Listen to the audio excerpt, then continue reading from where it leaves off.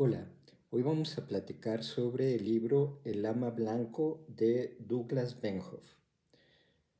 Este libro es una biografía de uno de los pioneros de yoga en el occidente y una figura muy importante para traer la cultura del Tíbet al occidente. Estamos hablando de Teos Bernard. El autor hace un extraordinario trabajo creando la biografía de este personaje a través de las cartas, de su diario y de todos los documentos que dejó durante su vida. Primero, el libro nos pide ubicarnos en la época de los 1930. Es una época donde evidentemente no existe el internet, no existen los teléfonos celulares, las comunicaciones son muy diferentes a lo que vivimos el día de hoy. Eh, a lo mejor pensar hoy en un viaje a la India o el Tíbet es una experiencia totalmente diferente de lo que se podría haber vivido en esa época. No hay el nivel de globalización que tenemos y todo esto es importante tenerlo en cuenta cuando nos acercamos a, al libro. El libro nos cuenta sobre Teos Bernard, el hijo único de un matrimonio en el que el padre los abandona. Él era un adepto del estudio del yoga y los abandona para ir a estudiar a la India. Su madre eventualmente se vuelve a casar y tiene más hijos. eh, Así que Teos vive su infancia en esas circunstancias. Él decide estudiar abogado y cuando termina la carrera se decide a hacer estudios de posgrado, pero con el tema de yoga tántrico. En su vida, cuando estaba en la universidad, él sufre una enfermedad muy fuerte que lo aleja de los estudios y afecta su corazón. En ese espacio de tiempo aprovecha para leer los libros de su madre, que en su mayoría se referían a libros de la filosofía del Oriente. Entonces comienza a empaparse de esa filosofía y es como su primer acercamiento al yoga. Él quiere experimentar la práctica del yoga para mejorar su salud. Eh, el, el tío de Teos se le considera como el pionero del Tantra en Estados Unidos porque él fundó una organización que le puso algo así como Tantra, Organización de Tantra Americano, algo así, pero era más bien una asociación de carácter social donde tenían reuniones, pláticas, platicaban algo de prácticas como ejercicios de respiración, algunas posturas, pero no era en realidad nada serio. Eh, Creo que el momento importante o el que cambia mucho es cuando Teos se reencuentra con su padre y curiosamente el padre de Teos, de nombre Glenn, va a ser su principal maestro de yoga, aunque él en realidad nunca lo menciona como tal en público. Y él dice que aprendió las técnicas a través de un gurú de la India, de un maestro de la India, pero en realidad su maestro principal fue su padre Glenn. Él le puso que practicara 4 aspectos principales que los tenía que dominar. Uno era la flor de loto. Dos es Uddiyana Bandha, que es un trabajo abdominal que lleva a una práctica que se llama Nauli, que es la rotación de los músculos abdominales, que trae como una limpieza también en el cuerpo. Y el parado de cabeza y también algunas técnicas de limpieza, como son el neti, el nauli que acabamos de ver y algunas otras. Teos se empeña en experimentar en su propio cuerpo estas prácticas del yoga y ver si resultaban para el hombre de Occidente, para el hombre en ese momento moderno, por decirlo de alguna forma. Y no cabe duda de su disciplina. Se dice a lo largo del libro que llegó a realizar diario parado de cabeza durante 3 horas. ¡Wow! Y en cuanto a ejercicios de respiración, llegó a dominar, digamos, la retención de la respiración durante hasta 6 minutos, que es un logro no menos importante. Teos continúa con su práctica de yoga y tiene esta idea de hacer su PhD en yoga tántrico.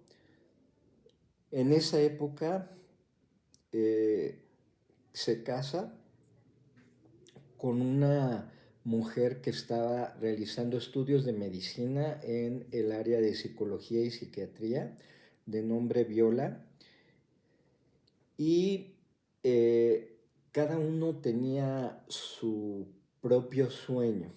Viola estaba haciendo sus prácticas de internado, que eran realmente demandantes, y por otro lado Teos tenía esta idea de hacer su trabajo de estudio en Tantra Yoga, lo que lo llevaba a viajar a la India.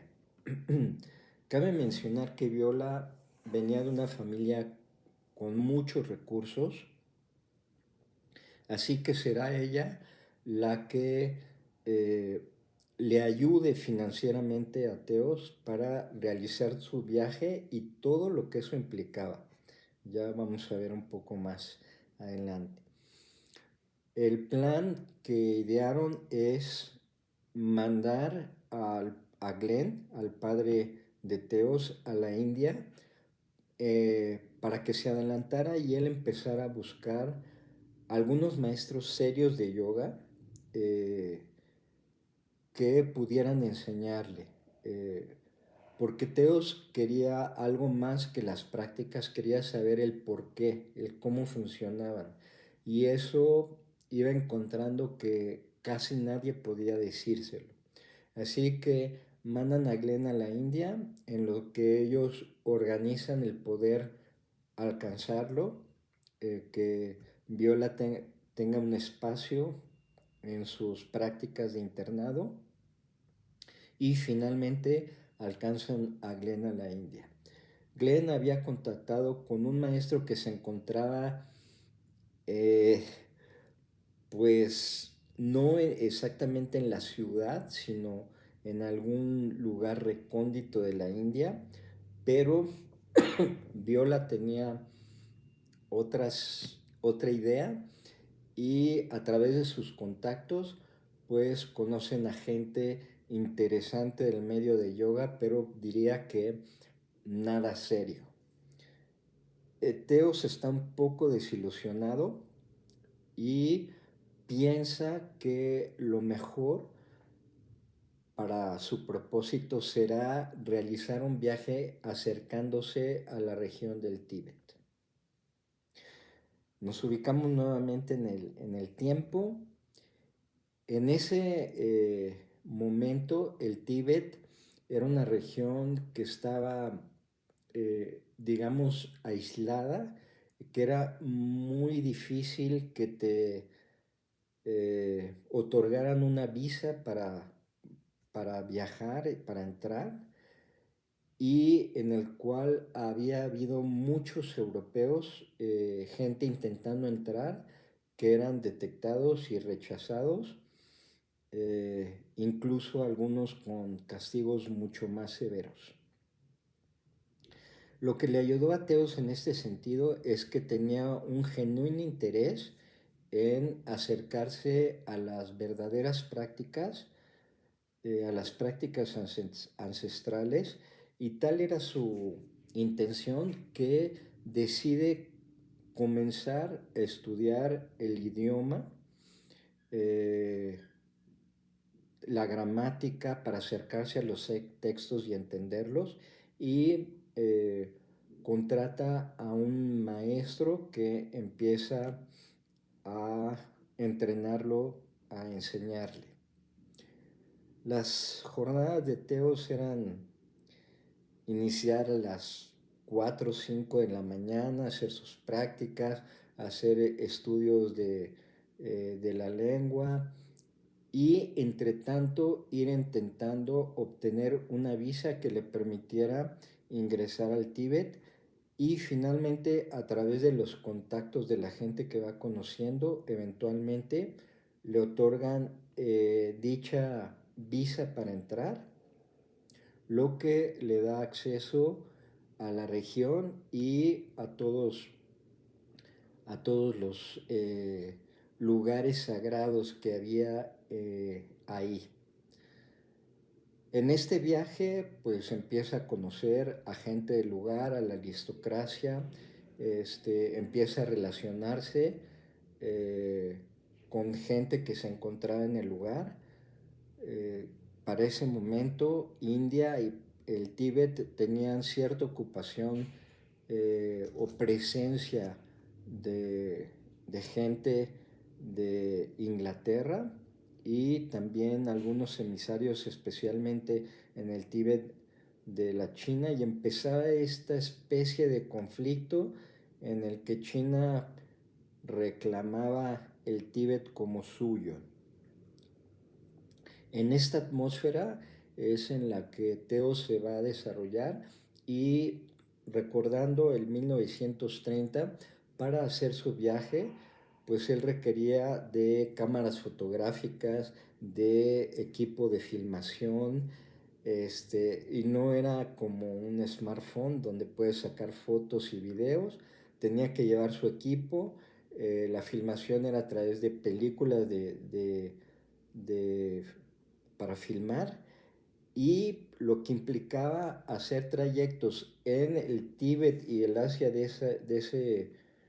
ese momento, con las rutas en las que había, lo cual implicaba utilizar, por ejemplo, 25 mulas para cargar todo el equipaje que suponía llevar eso, contratar ayudantes, en fin, una serie de cosas. Pero eventualmente él va haciendo relaciones y se va acercando a lugares sagrados, va teniendo experiencias con diferentes tipos de rituales, de iniciaciones, conoce a diferentes sabios, se acerca a textos, y por lo que cuenta el libro hay bastante disposición de la gente en acercarle textos y sabiduría, una vez que ellos entienden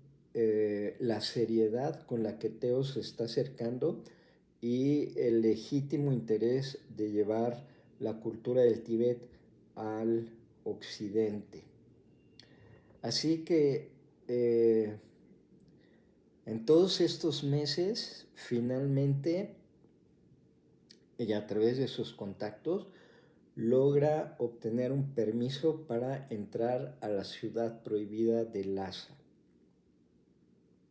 Allí conoce al lama del lugar, nuevamente tiene experiencia con los rituales, la forma de vida, el trabajo que hacen, etcétera. Y él cuenta posteriormente que todo esto lo logró gracias a que lo identificaron como la reencarnación del santo Padmasambhava. Cosa que después veremos que en su diario, estando en esos lugares, eso nunca aparece. Esto es algo que Teos dice después, ya que regresó de su aventura a través del el Tíbet y la India. El viaje dura más de un año, casi un año y medio, y eventualmente, a pesar de que los permisos se los van alargando, llega el momento de regresar. Y en todo este tiempo él ha recolectado una serie impresionante de documentos, más de 11,000 fotografías, más de muchísimas horas de filmación y objetos como estatuas, bufandas, bueno, en fin, una serie de cosas, muchísimo de la vida del Tíbet, que supone nuevamente muchísimo para transportar y regresar. Recuerdo que presencia esta parte cuando alguien muere en el Tíbet. En esa época la madera era considerada un recurso pues casi sagrado y era muy caro, entonces no se podían incinerar los cuerpos y por la característica de la tierra no se podía tampoco enterrar a la gente. Entonces es el primero en presenciar esto, cómo manejaban esas situaciones. Había un grupo de gente que se dedicaba a los cuerpos de los muertos, a irlos diseccionando y dejarlos para que los cuervos se los comieran. Así es como lo manejaban en esa época. Bueno, al regreso de su viaje, él durante todo el tiempo mantiene contacto a través de cartas con su esposa Viola, que sigue con su frenética actividad. Y mientras él procura escribir pues muy frecuentemente, las cartas de Viola son no tan frecuentes. Hay que entender también esta dificultad de pues el sistema postal. No es como mandar un correo en estas épocas. Y al regreso, desafortunadamente, Viola cree que lo mejor es que se separen, que sus caminos y lo que cada quien busca es muy diferente y que no pueden permanecer juntos. Así que se divorcian, pero Viola crea un fideicomiso para Teos que por el resto de su vida. Creo que Viola es una parte súper importante de todo lo que hizo, lo pudo hacer Teos.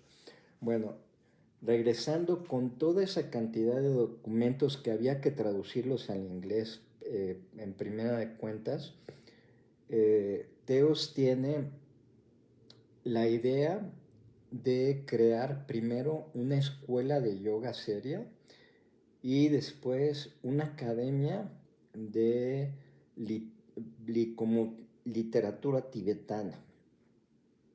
Su idea en un principio es poder traer a un lama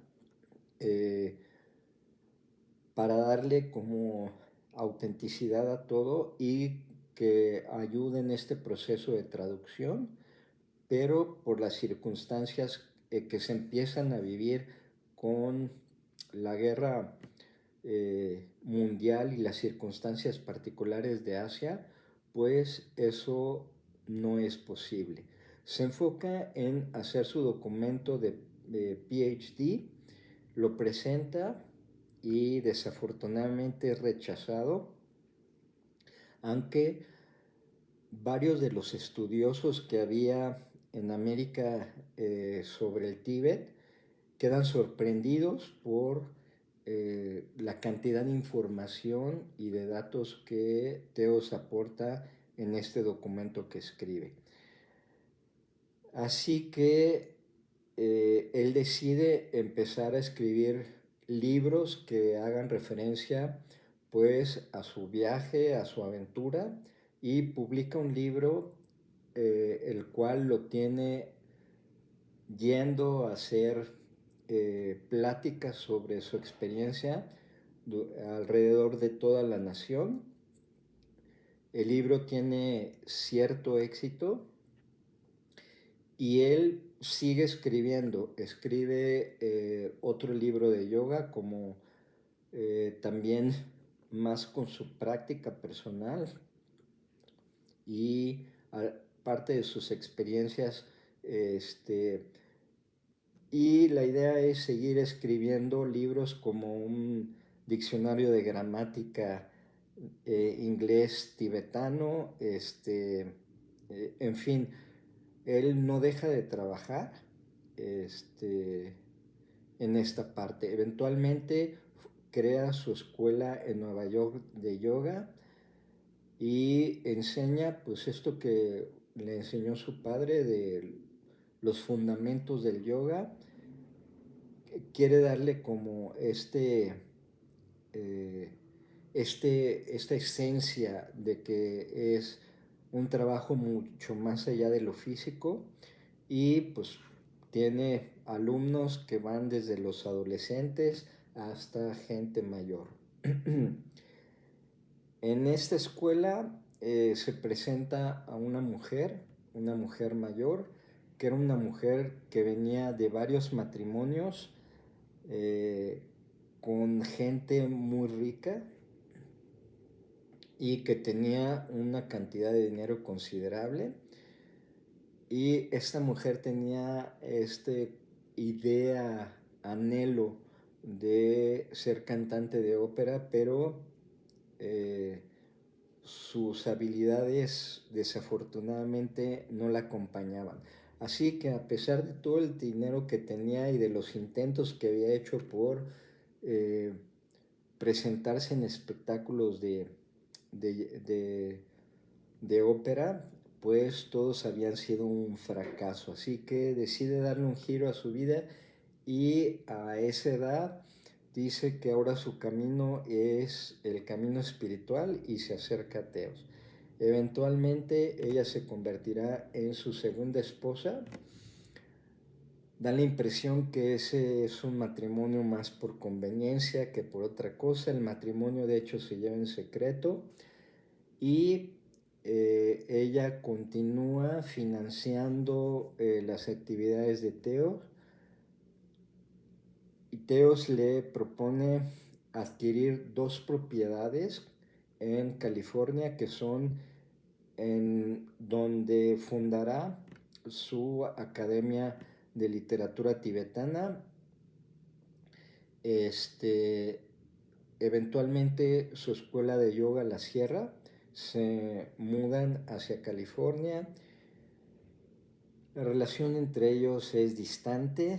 Ella vive más entre París, Nueva York, y Teos, incansable, haciendo sus libros y tratando de iniciar estas traducciones de los textos.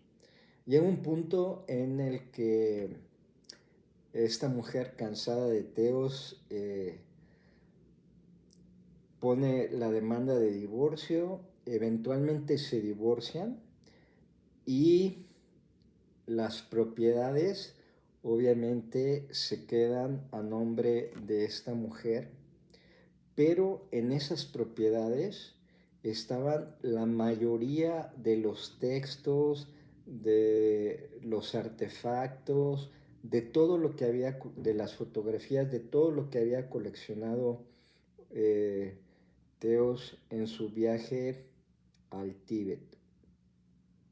Solo se queda con algunos textos y pues con eso es con lo que tendrá que trabajar, porque ahora todo lo demás está en manos de esta señora, que se olvida de la Academia de Literatura Tibetana y se dedica a hacer jardines en esas propiedades.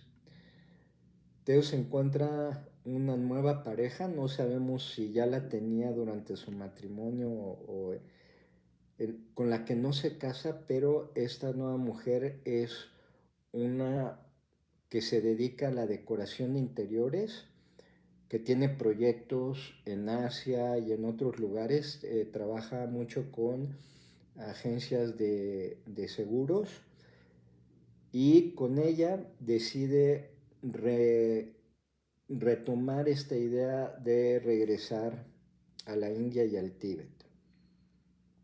Hacen el viaje a la India, conocen a un maestro muy serio que lo invita a quedarse, pero él tiene esta idea de regresar al Tíbet y prefiere eh, abandonar ese ashram e ir nuevamente en busca de su viaje hacia el Tíbet. Pero la situación en el Tíbet ha empeorado y no hay forma de que le otorguen una visa, aunque hace años haya estado ahí. No le otorgan la visa y se mantiene en la India, en la parte cercana al Tíbet, y en ese espacio eh, hay como un asentamiento con algunos europeos. Ella empieza a estudiar eh, el idioma tibetano, y Teus está muy entusiasmado que con ella podrá realizar su sueño de la academia y de todo esto que tiene planeado. Pero mientras tanto, mientras ella estudia, él decide ir a un monasterio sagrado que está a algunos días de camino de allí, y para su viaje eh, contrata a dos guías musulmanes y le asignan a un hombre muy grande como tipo guardaespaldas para que lo cuide, que lo acompañará en su viaje. Él parte hacia allá eh, y nuevamente con su equipo de fotográfico, con su equipo de filmación, toda una procesión.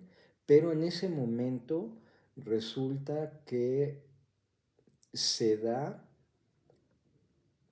el movimiento de independencia o la declaración de independencia de la India, y en ese momento también en que se declara la independencia, surge el conflicto entre musulmanes e hindúes que habían estado viviendo de manera cordial durante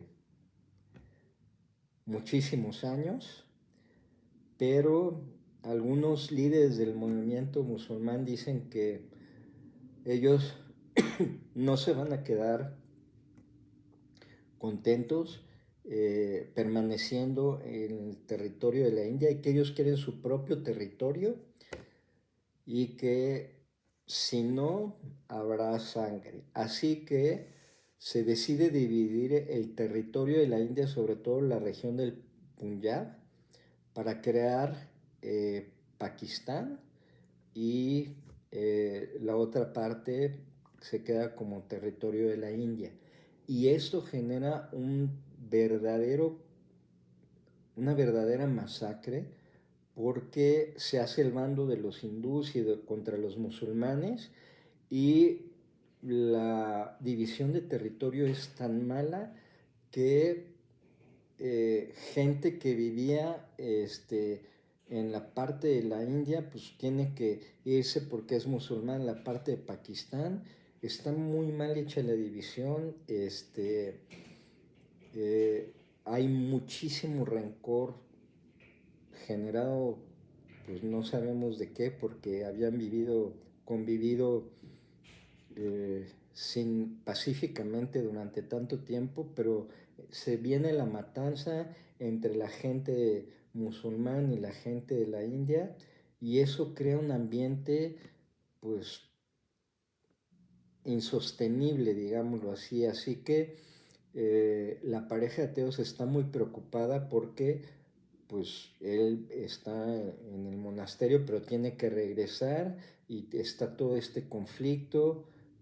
Teos no aparece, hay como rumores de que lo vieron en camino de regreso, pero ese regreso nunca se concreta, y eventualmente esta mujer y los que estaban en ese asentamiento tienen que salir huyendo este, hacia la parte de las ciudades de la India, eh, y Teos finalmente nunca aparece. A la edad de 38 años no está aún realmente claro qué es lo que sucedió. Hay autoridades, ella recurre a la embajada de Estados Unidos, recurre a las autoridades locales y hacen la investigación, pero no aparece el cuerpo de Teos. Este, Investigan en los bazares cercanos a ver si pueden encontrar que están vendiendo algo de sus pertenencias. No aparecen las pertenencias.